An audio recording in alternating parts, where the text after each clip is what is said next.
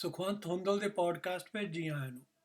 Podcast ਦੇ ਇਸ episode ਵਿੱਚ ਆਰਟੀਫੀਸ਼ੀਅਲ ਇੰਟੈਲੀਜੈਂਸ ਦੇ ਵਿਕਾਸ ਵਿੱਚ ਵਰਕਰਾਂ ਦਾ ਸ਼ੋਸ਼ਣ ਨਾਂ ਦੀ ਵਾਰਤਾ ਪੇਸ਼ ਕੀਤੀ ਜਾ ਰਹੀ ਹੈ।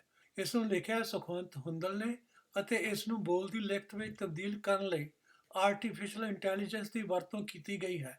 ਲਓ ਸੁਣੋ ਇਹ ਵਾਰਤਾ। ਆਰਟੀਫੀਸ਼ੀਅਲ ਇੰਟੈਲੀਜੈਂਸ ਦੇ ਵਿਕਾਸ ਵਿੱਚ ਵਰਕਰਾਂ ਦਾ ਸ਼ੋਸ਼ਣ। ਲੇਖਕ ਸੁਖਵੰਤ ਹੁੰਦਲ। ਅੱਜਕੱਲ੍ਹ ਪ੍ਰਚਲਿਤ ਮੀਡੀਆ ਵਿੱਚ ਆਰਟੀਫੀਸ਼ੀਅਲ ਇੰਟੈਲੀਜੈਂਸ ਨਾਲ ਹੋਣ ਵਾਲੀਆਂ ਪ੍ਰਾਪਤੀਆਂ ਦੇ ਸੰਬੰਧ ਵਿੱਚ ਇੱਕ ਗੱਲ ਆਮ ਕਹੀ ਜਾਂਦੀ ਹੈ ਕਿ ਇਸ ਨਾਲ ਵਿਸ਼ਵ ਪੱਧਰ ਉੱਤੇ ਉਤਪਾਦਕਤਾ, ਪ੍ਰੋਡਕਟਿਵਿਟੀ ਅਤੇ ਵਰਕਰਾਂ ਦੀਆਂ ਤਨਖਾਹਾਂ ਵਿੱਚ ਵੱਡਾ ਵਾਧਾ ਹੋਵੇਗਾ। ਉਦਾਹਰਨ ਲਈ, ਆਰਟੀਫੀਸ਼ੀਅਲ ਇੰਟੈਲੀਜੈਂਸ ਦੇ ਗੁਰੂ ਮਾਰਕ ਐਂਡਰਸਨ ਦਾ ਕਹਿਣਾ ਹੈ ਕਿ ਆਰਟੀਫੀਸ਼ੀਅਲ ਇੰਟੈਲੀਜੈਂਸ ਨਾਲ ਸਮੁੱਚੀ ਆਰਥਿਕਤਾ ਵਿੱਚ ਉਤਪਾਦਕਤਾ ਨਾਟਕੀ ਢੰਗ ਨਾਲ ਵਧੇਗੀ, ਜਿਸ ਨਾਲ ਆਰਥਿਕ ਵਾਧਾ ਹੋਵੇਗਾ, ਨਵੀਆਂ ਸਨਅਤਾਂ ਪੈਦਾ ਹੋਣਗੀਆਂ, ਨਵੀਆਂ ਨੌਕਰੀਆਂ ਅਤੇ ਤਨਖਾਹਾਂ ਵਿੱਚ ਵਾਧਾ ਹੋਵੇਗਾ, ਜਿਸ ਦੇ ਨਤੀਜੇ ਵਜੋਂ ਵਧੇਰੇ ਪਦਾਰਥਕ ਖੁਸ਼ਹਾਲੀ ਦੇ ਨਵੇਂ ਯੁੱਗ ਦਾ ਆਗਮਨ ਹੋਵੇਗਾ। ਪਰ ਇਹ ਦਾਅਵਾ ਆਰਟੀਫੀਸ਼ੀਅਲ ਇੰਟੈਲੀਜੈਂਸ ਨੂੰ ਵਿਕਸਤ ਕਰਨ ਲਈ 10 ਲੱਖਾਂ ਦੀ ਗਿਣਤੀ ਵਿੱਚ ਕੰਮ ਕਰ ਰਹੇ ਵਰਕਰਾਂ ਦੇ ਤਜਰਬੇ ਨਾਲ ਮੇਲ ਨਹੀਂ ਖਾਂਦਾ।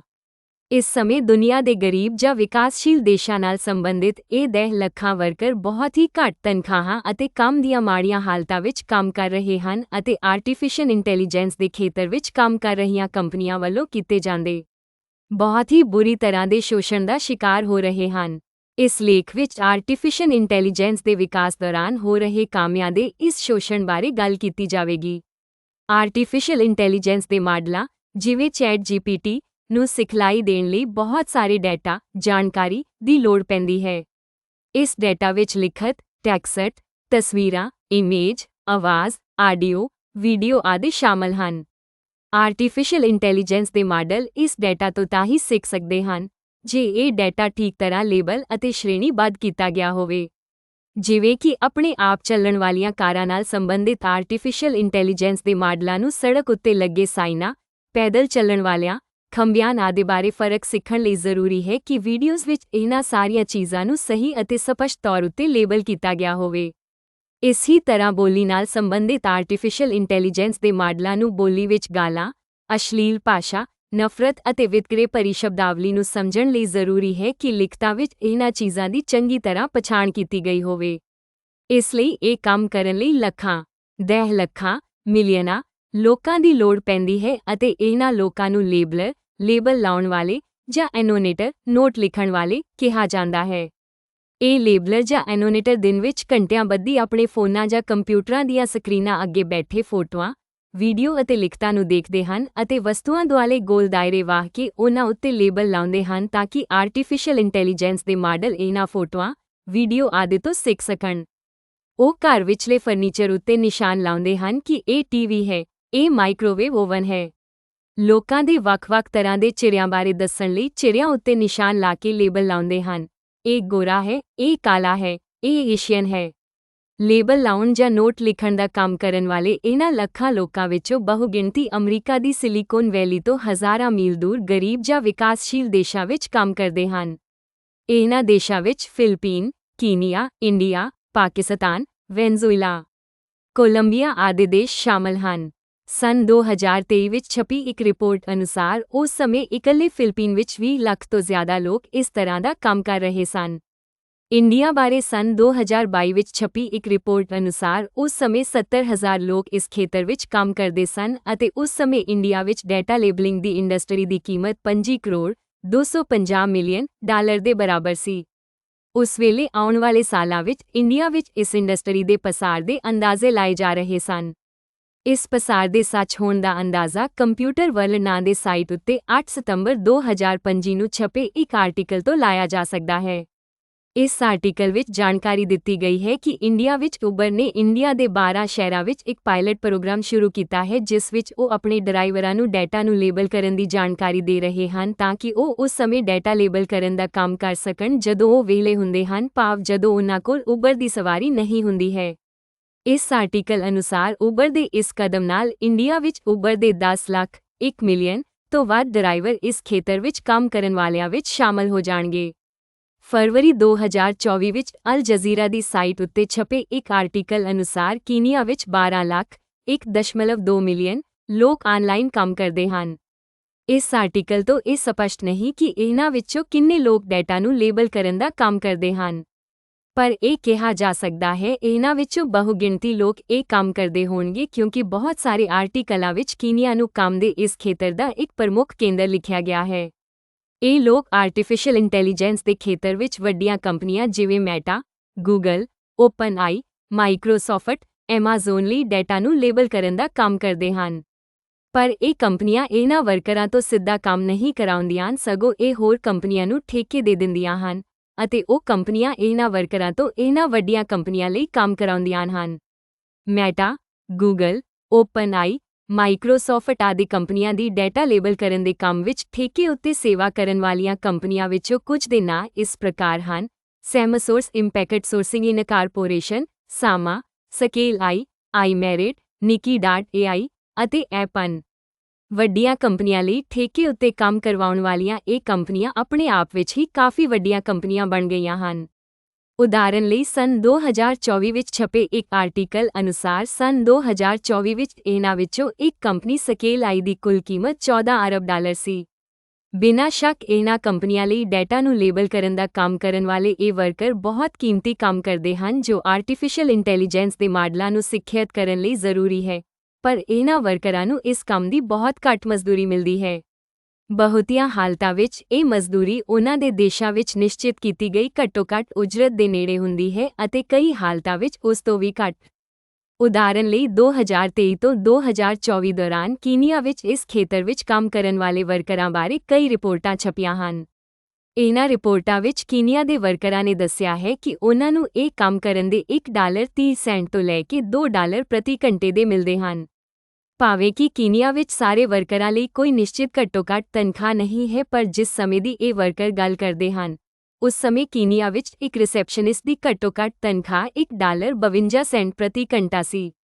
ਭਾਵ ਇਹਨਾਂ ਵਰਕਰਾਂ ਦੀ ਤਨਖਾਹ ਇੱਕ ਰਿਸੈਪਸ਼ਨਿਸਟ ਲਈ ਨਿਸ਼ਚਿਤ ਕੀਤੀ ਘੱਟੋ-ਘੱਟ ਤਨਖਾਹ ਦੇ ਬਰਾਬਰ ਸੀ। ਕੁਝ ਦੀ ਇਸ ਤੋਂ ਥੋੜ੍ਹੀ ਜਿਹੀ ਘੱਟ ਅਤੇ ਕੁਝ ਦੀ ਇਸ ਤੋਂ ਥੋੜ੍ਹੀ ਜਿਹੀ ਵੱਧ। ਫਿਲਪੀਨ ਬਾਰੇ ਛਪੀਆਂ ਰਿਪੋਰਟਾਂ ਵਿੱਚ ਉੱਥੋਂ ਦੇ ਵਰਕਰਾਂ ਨੇ ਦੱਸਿਆ ਹੈ ਕਿ ਉਨ੍ਹਾਂ ਨੂੰ ਅਕਸਰ ਫਿਲਪੀਨ ਵਿੱਚ ਨਿਸ਼ਚਿਤ ਘੱਟੋ-ਘੱਟ ਤਨਖਾਹ ਤੋਂ ਘੱਟ ਪੈਸੇ ਮਿਲਦੇ ਹਨ। ਇੱਥੇ ਇਹ ਗੱਲ ਨੋਟ ਕਰਨ ਵਾਲੀ ਹੈ ਕਿ ਫਿਲਪੀਨ ਵਿੱਚ ਵੱਖ-ਵੱਖ ਖਿੱਤਿਆਂ ਵਿੱਚ ਘੱਟੋ-ਘੱਟ ਤਨਖਾਹ ਦਿਹਾੜੀ ਦੇ $6 ਤੋਂ $10 ਦੇ ਵਿਚਕਾਰ ਹੈ। ਵੈਨਜ਼ੁਏਲਾ ਵਿੱਚ ਇਸ ਖੇਤਰ ਵਿੱਚ ਕੰਮ ਕਰਨ ਵਾਲੇ ਵਰਕਰਾਂ ਨੂੰ ਪ੍ਰਤੀ ਘੰਟੇ ਦੇ 90 ਸੈਂਟ ਤੋਂ $2 ਦੇ ਵਿਚਕਾਰ ਮਜ਼ਦੂਰੀ ਮਿਲਦੀ ਹੈ ਅਤੇ ਕਈ ਵਾਰ ਅਜਿਹਾ ਵੀ ਹੁੰਦਾ ਹੈ ਕਿ ਇਹ ਮਜ਼ਦੂਰੀ ਸਮੇਂ ਸਿਰ ਨਹੀਂ ਦਿੱਤੀ ਜਾਂਦੀ, ਪੂਰੀ ਨਹੀਂ ਦਿੱਤੀ ਜਾਂਦੀ ਜਾਂ ਬਿਲਕੁਲ ਹੀ ਨਹੀਂ ਦਿੱਤੀ ਜਾਂਦੀ। ਇਸ ਤਰ੍ਹਾਂ ਕਰਨ ਲਈ ਇਹ ਕੰਪਨੀਆਂ ਕੋਈ ਨਾ ਕੋਈ ਕਾਰਨ ਲੱਭ ਲੈਂਦੀਆਂ ਹਨ। ਇਸ ਸੰਬੰਧ ਵਿੱਚ ਕੁਝ ਉਦਾਹਰਨਾਂ ਪੇਸ਼ ਹਨ। ਅਮਰੀਕਾ ਦੇ ਟੈਲੀਵਿਜ਼ਨ ਨੈਟਵਰਕ CBS ਦੇ ਸਾਈਟ ਉੱਤੇ ਉਨ੍ਹਾਂ ਦੇ 60 ਮਿੰਟ ਦੇ ਇੱਕ ਪ੍ਰੋਗਰਾਮ ਦੀ ਟ੍ਰਾਂਸਕ੍ਰਿਪਟ ਛਾਪੀ ਗਈ ਹੈ। ਇਸ ਪ੍ਰੋਗਰਾਮ ਵਿੱਚ ਉਨ੍ਹਾਂ ਨੇ ਕੀਨੀਆ ਵਿੱਚ ਡੇਟਾ ਨੂੰ ਲੇਬਲ ਕਰਨ ਦਾ ਕੰਮ ਕਰਨ ਵਾਲਿਆਂ ਨਾਲ ਇੰਟਰਵਿਊਆਂ ਕੀਤੀਆਂ ਹਨ, ਜਿਨ੍ਹਾਂ ਵਿੱਚ ਇਹ ਵਰਕਰ ਦੱਸਦੇ ਹਨ ਕਿ ਉਹ ਡੇਟਾ ਨੂੰ ਲੇਬਲ ਕਰਨ ਦਾ ਕੰਮ ਕਰਨ ਵਾਲੀ ਕੰਪਨੀ ਸਕੇਲ ਆਈ ਦੇ ਵੈਬਸਾਈਟ ਰਿਮੋਟ ਟਾਸਕਸ ਨਾਲ ਕੰਮ ਕਰਦੇ ਸਨ। ਇਹਨਾਂ ਵਰਕਰਾਂ ਨੇ ਦੱਸਿਆ ਕਿ ਇਸ ਕੰਪਨੀ ਨੇ ਕਈ ਵਾਰੀ ਉਨ੍ਹਾਂ ਨੂੰ ਉਨ੍ਹਾਂ ਦੀ ਮਜ਼ਦੂਰੀ ਨਹੀਂ ਦਿੱਤੀ। ਉਨ੍ਹਾਂ ਦੱਸਿਆ ਕਿ ਜਦੋਂ ਤਨਖਾਹ ਦੇਣ ਦਾ ਸਮਾਂ ਆਉਂਦਾ ਸੀ ਤਾਂ ਇਹ ਕੰਪਨੀ ਉਸ ਤੋਂ ਕੁਝ ਦਿਨ ਪਹਿਲਾਂ ਵਰਕਰਾਂ ਨੂੰ ਇਹ ਕਹੀ ਕਿ ਉਨ੍ਹਾਂ ਦਾ ਅਕਾਊਂਟ ਬੰਦ ਕਰ ਦਿੰਦੀ ਸੀ ਕਿ ਉਨ੍ਹਾਂ ਨੇ ਕਿਸੇ ਪਾਲਿਸੀ ਦੀ ਉਲੰਘਣਾ ਕੀਤੀ ਹੈ। ਇੰਟਰਵਿਊ ਕਰਨ ਵਾਲੇ ਵੱਲੋਂ ਇਹ ਪੁੱਛਣ ਉੱਤੇ ਕਿ ਕੀ ਇਹ ਵਰਤਾਰਾ ਆਮ ਸੀ, ਵਰਕਰਾਂ ਦਾ ਜਵਾਬ ਸੀ ਹਾਂ। ਇੱਕ ਹੋਰ ਰਿਪੋਰਟ ਵਿੱਚ ਇੱਕ ਵਰਕਰ ਨੇ ਇਸ ਤਰ੍ਹਾਂ ਦੀ ਹੀ ਇੱਕ ਕਹਾਣੀ ਇੰਡੀਆ ਬਾਰੇ ਦੱਸੀ ਹੈ। ਇਹ ਵਰਕਰ ਆਊਟਲੀਅਰ ਨਾਂ ਦੀ ਕੰਪਨੀ ਲਈ ਕੰਮ ਕਰਦਾ ਸੀ। ਆਊਟਲੀਅਰ ਸਕੇਲ ਆਈ ਕੰਪਨੀ ਦਾ ਹੀ ਹਿੱਸਾ ਹੈ। ਇਸ ਵਰਕਰ ਨੇ ਦੱਸਿਆ ਕਿ ਜਦੋਂ ਉਸਨੇ $5 ਦੇ ਬਰਾਬਰ ਦਾ ਕੰਮ ਕਰ ਲਿਆ ਤਾਂ ਇੱਕ ਹਫ਼ਤਾ ਬਾਅਦ ਤੱਕ ਕੰਪਨੀ ਨੇ ਉਸਨੂੰ ਕੋਈ ਅਦਾਇਗੀ ਨਹੀਂ ਕੀਤੀ। ਉਹ ਫਿਰ ਵੀ ਕੰਮ ਕਰਦਾ ਰਿਹਾ ਅਤੇ ਉਸਦੇ ਕੰਪਨੀ ਵੱਲ $20 ਤੋਂ $30 ਬਣ ਗਏ। ਜਦੋਂ ਉਹ ਇਸ ਅਦਾਇਗੀ ਦੀ ਉਡੀਕ ਕਰ ਰਿਹਾ ਸੀ ਤਾਂ ਉਸਨੂੰ ਕੰਪਨੀ ਵੱਲੋਂ ਇੱਕ ਈਮੇਲ ਮਿਲੀ ਕਿ ਉਸਨੇ ਕੰਪਨੀ ਦੀ ਪਾਲਿਸੀ ਦੀ ਉਲੰਘਣਾ ਕੀਤੀ ਹੈ ਅਤੇ ਉਸਦਾ ਅਕਾਊਂਟ ਮੁਲਤਵੀ ਕਰ ਦਿੱਤਾ ਗਿਆ ਹੈ। ਜਦੋਂ ਵਰਕਰ ਨੇ ਕੰਪਨੀ ਨੂੰ ਇਸ ਦੇ ਕਾਰਨ ਬਾਰੇ ਪੁੱਛਿਆ ਤਾਂ ਉਸਨੂੰ ਕੋਈ ਢੁਕਵਾਂ ਜਵਾਬ ਨਹੀਂ ਦਿੱਤਾ ਗਿਆ ਅਤੇ ਉਸਨੂੰ ਕੋਈ ਵੀ ਪੈਸਾ ਨਹੀਂ ਦਿੱਤਾ ਗਿਆ। ਸੰਨ 2023 ਵਿੱਚ ਵਾਸ਼ਿੰਗਟਨ ਪੋਸਟ ਵਿੱਚ ਫਿਲਪੀਨ ਵਿੱਚ ਡੇਟਾ ਲੇਬਲ ਕਰਨ ਦਾ ਕੰਮ ਕਰਨ ਵਾਲੇ ਵਰਕਰਾਂ ਬਾਰੇ ਰਿਪੋਰਟ ਛਪੀ ਸੀ। ਇਸ ਰਿਪੋਰਟ ਵਿੱਚ ਕਿਹਾ ਗਿਆ ਸੀ ਕਿ ਫਿਲਪੀਨ ਵਿੱਚ ਸਕੇਲ ਆਈ ਕੰਪਨੀ ਨੇ ਵਰਕਰਾਂ ਨੂੰ ਬਹੁਤ ਘੱਟ ਤਨਖਾਹਾਂ ਦਿੱਤੀਆਂ ਸਨ। ਇਹ ਤਨਖਾਹਾਂ ਬਹੁਤੀ ਵਾਰ ਲੇਟ ਦਿੱਤੀਆਂ ਸਨ ਜਾਂ ਦਿੱਤੀਆਂ ਹੀ ਨਹੀਂ ਸਨ ਅਤੇ ਵਰਕਰਾਂ ਨੂੰ ਇਸ ਬਾਰੇ ਚਾਰਾਜੋਈ ਕਰਨ ਦਾ ਕੋਈ ਢੰਗ ਮੁਹੱਈਆ ਨਹੀਂ ਕੀਤਾ ਸੀ।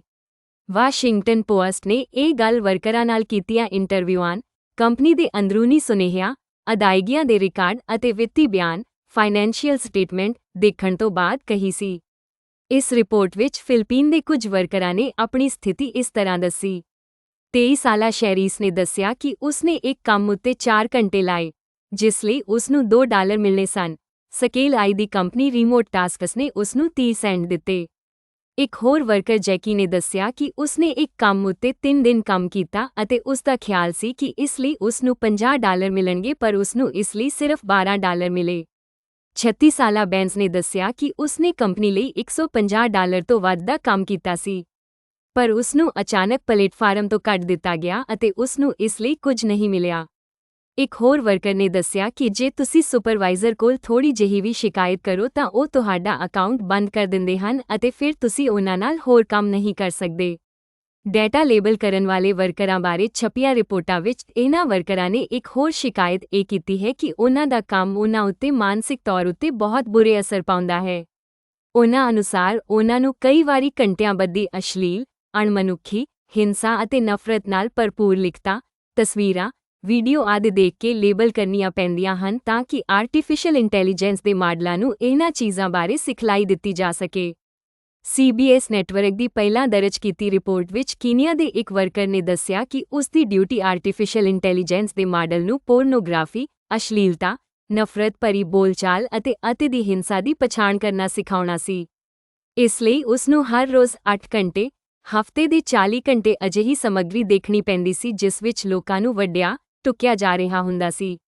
ਲੋਕ ਜਾਨਵਰਾਂ ਨਾਲ ਸੰਭੋਗ ਕਰ ਰਹੇ ਹੁੰਦੇ ਸਨ ਅਤੇ ਬੱਚਿਆਂ ਨਾਲ ਸਰੀਰਕ ਅਤੇ ਲਿੰਗਕ ਤੌਰ ਉੱਤੇ ਦੁਰਵਿਹਾਰ ਕਰ ਰਹੇ ਹੁੰਦੇ ਸਨ। ਇਸ ਤਰ੍ਹਾਂ ਦੀ ਸਮੱਗਰੀ ਦੇਖਣ ਨਾਲ ਇਹ ਵਰਕਰ ਮਾਨਸਿਕ ਤੌਰ ਉੱਤੇ ਬਹੁਤ ਬੁਰੀ ਤਰ੍ਹਾਂ ਨੁਕਸਾਨਿਆ ਗਿਆ। ਉਸਦਾ ਕਹਿਣਾ ਸੀ ਕਿ ਉਹ ਜਦੋਂ ਵੀ ਆਪਣੇ ਇਸ ਤਜਰਬੇ ਬਾਰੇ ਗੱਲ ਕਰਦਾ ਹੈ ਤਾਂ ਉਸਨੂੰ ਇਸ ਬਾਰੇ ਡਰਾਉਣੇ ਸੁਪਨੇ ਆਉਂਦੇ ਹਨ।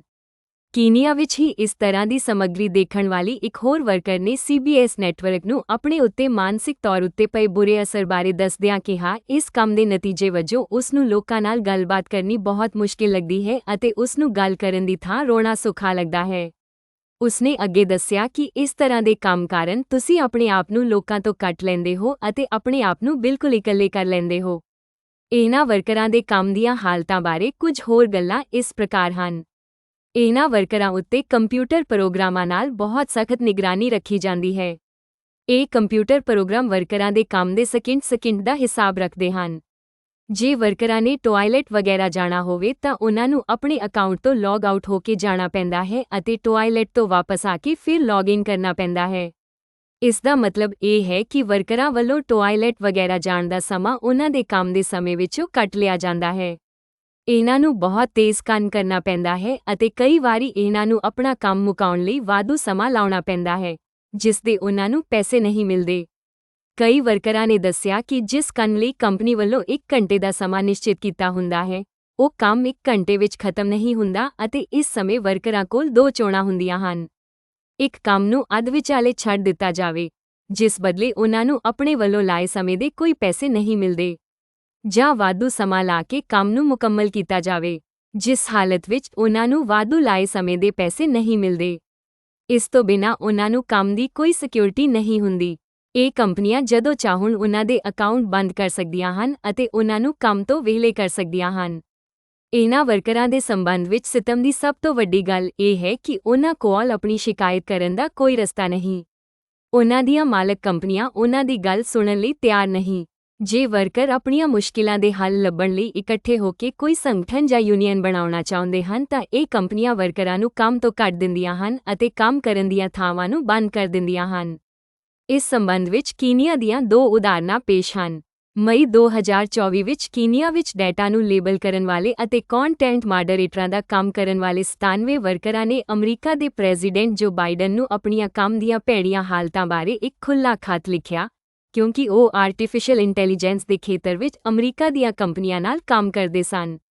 ਇਸ ਖੱਤ ਵਿੱਚ ਉਹਨਾਂ ਦੋਸ਼ ਲਾਇਆ ਕਿ ਅਮਰੀਕਾ ਦੀਆਂ ਵੱਡੀਆਂ ਟੈਕ ਕੰਪਨੀਆਂ ਇੱਕ ਯੋਜਨਾਬੱਧ ਢੰਗ ਨਾਲ ਅਫਰੀਕਾ ਦੇ ਵਰਕਰਾਂ ਦਾ ਸ਼ੋਸ਼ਣ ਕਰ ਰਹੀਆਂ ਹਨ। ਕੀਨੀਆ ਵਿੱਚ ਉਹ ਦੇਸ਼ ਦੇ ਕਿਰਤ ਕਾਨੂੰਨਾਂ, ਲੇਬਰ ਲਾਜ਼, ਨਿਆਂ ਪ੍ਰਣਾਲੀ ਅਤੇ ਅੰਤਰਰਾਸ਼ਟਰੀ ਕਿਰਤ ਮਿਆਰਾਂ, ਇੰਟਰਨੈਸ਼ਨਲ ਲੇਬਰ ਸਟੈਂਡਰਡਜ਼ ਦੀ ਉਲੰਘਣਾ ਕਰ ਰਹੀਆਂ ਹਨ। ਇਹਨਾਂ ਵਰਕਰਾਂ ਨੇ ਅਗਾਂਹ ਲਿਖਿਆ ਕਿ ਇਹਨਾਂ ਕੰਪਨੀਆਂ ਵੱਲੋਂ ਯੂਨੀਅਨਾਂ ਬਣਾਉਣ ਵਿੱਚ ਰੁਕਾਵਟਾਂ ਪਾਉਣਾ ਆਮ ਗੱਲ ਹੈ।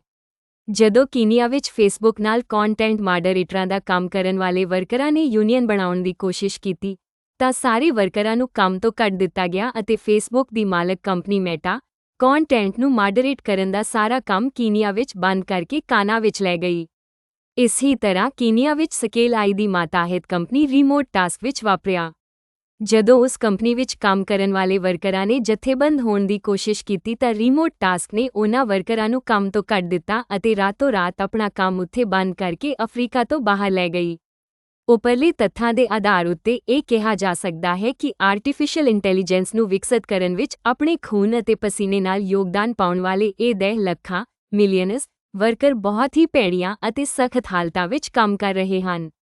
ਉਨ੍ਹਾਂ ਕੋਲ ਇਹਨਾਂ ਹਾਲਤਾਂ ਵਿਰੁੱਧ ਸ਼ਿਕਾਇਤ ਕਰਨ ਅਤੇ ਇਹਨਾਂ ਦਾ ਹੱਲ ਲੱਭਣ ਲਈ ਚਾਰਾਜੋਈ ਕਰਨ ਦਾ ਕੋਈ ਰਸਤਾ ਨਹੀਂ। ਕੀਨੀਆ ਵਿੱਚ ਡੇਟਾ ਲੇਬਲ ਕਰਨ ਦਾ ਕੰਮ ਕਰਨ ਵਾਲੇ ਵਰਕਰਾਂ ਦੇ ਅਨੁਸਾਰ ਉਨ੍ਹਾਂ ਦਾ ਇਹ ਕੰਮ ਅੱਜ ਦੇ ਯੁੱਗ ਦੀ ਗੁਲਾਮੀ ਹੈ। ਇਸ ਲਈ ਕਿਹਾ ਜਾ ਸਕਦਾ ਹੈ ਕਿ ਜਿਵੇਂ ਗੁਲਾਮਦਾਰੀ ਯੁੱਗ ਵਿੱਚ ਅਮਰੀਕਾ ਵਿੱਚ ਵੱਡੀਆਂ ਪਲਾਂਟੇਸ਼ਨਾਂ ਖੇਤਾਂ ਵਿੱਚ ਖੇਤੀ ਦਾ ਕੰਮ ਕਾਲੇ ਗੁਲਾਮ ਕਰਦੇ ਸਨ, ਪਰ ਉਨ੍ਹਾਂ ਖੇਤਾਂ ਦੇ ਉਤਪਾਦਨ ਤੋਂ ਪੈਦਾ ਹੋਣ ਵਾਲੀ ਦੌਲਤ ਖੇਤਾਂ ਅਤੇ ਕਾਲੇ ਗੁਲਾਮਾਂ ਦੇ ਮਾਲਕ ਗੋਰੇ ਫਾਰਮਰਾਂ ਦੇ ਖਾਤਿਆਂ ਵਿੱਚ ਜਮ੍ਹਾਂ ਹੋ ਜਾਂਦੀ ਸੀ। ਉਸੇ ਤਰ੍ਹਾਂ ਅੱਜ ਆਰਟੀਫੀਸ਼ੀਅਲ ਇੰਟੈਲੀਜੈਂਸ ਦੇ ਮਾਡਲਾਂ ਨੂੰ ਸਿੱਖਿਅਤ ਕਰਨ ਲਈ ਖੂਨ ਪਸੀਨਾ ਇਹ ਡੇਟਾ ਵਰਕਰ ਵਹਾਉਂਦੇ ਹਨ, ਪਰ ਇਸ ਤਕਨਾਲੋਜੀ ਤੋਂ ਪੈਦਾ ਹੋਣ ਵਾਲੀ ਦੌਲਤ ਆਰਟੀਫੀਸ਼ੀਅਲ ਇੰਟੈਲੀਜੈਂਸ ਨਾਲ ਸੰਬੰਧਿਤ ਮੁੱਠੀ ਭਰ ਕਾਰਪੋਰੇਸ਼ਨਾਂ ਅਤੇ ਉਨ੍ਹਾਂ ਦੇ ਮਾਲਕਾਂ ਸ਼ੇਅਰ ਹੋਲਡਰਾਂ ਦੇ ਕੋਲ ਇਕੱਠੀ ਹੋਈ ਜਾਂਦੀ ਹੈ। ਅਮਰੀਕਾ ਦੀ ਸਿਲੀਕੋਨ ਵੈਲੀ ਦੇ ਅਰਬਾਪਤੀ ਇਸ ਲਈ ਦੌਲਤਮੰਦ ਨਹੀਂ ਹਨ ਕਿ ਉਹ ਬਹੁਤ ਹੁਸ਼ਿਆਰ ਅਤੇ ਉੱਦਮੀ ਹਨ, ਸਗੋਂ ਉਹ ਇਸ ਲਈ ਅਮੀਰ ਹਨ ਕਿਉਂਕਿ ਉਹ ਦੁਨੀਆ ਭਰ ਦੇ ਲੱਖਾਂ ਕਾਮਿਆਂ ਨੂੰ ਉਨ੍ਹਾਂ ਦੀ ਸਖਤ ਮਿਹਨਤ ਦਾ ਯੋਗ ਮੁੱਲ ਅਦਾ ਨਹੀਂ ਕਰਦੇ। ਇਸ ਲੇਖ ਵਿੱਚ ਵਰਤੀ ਜਾਣਕਾਰੀ ਦੇ ਸਰੋਤਾਂ ਬਾਰੇ ਜਾਣਨ ਲਈ ਤੁਸੀਂ ਸੁਖਵੰਤ ਹੁੰਦਲ ਦੇ ਬਲੌਗ ਉੱਤੇ ਜਾ ਕੇ ਇਹ ਲੇਖ ਪੜ੍ਹ ਸਕਦੇ ਹੋ।